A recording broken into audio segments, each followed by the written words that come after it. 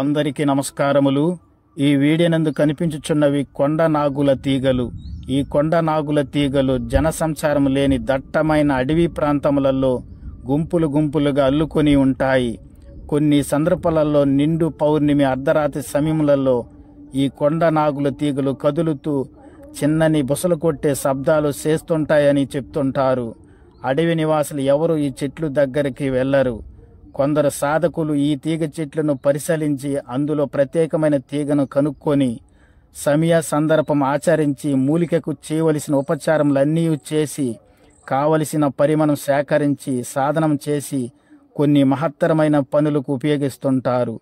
కొందరు ఈ తీగలనే గరుడ సంజీవినని అంటారు. కానీ వారు చూపించే వస్తువు వంకర్లుగా తిరిగి ఉంటాయి, గమనించగలరు. ఇది నాగ సంజీవిని. నాగదేవతను పూజించేవారు ఈ తీగను ఉంచుకోవడం మంచిది.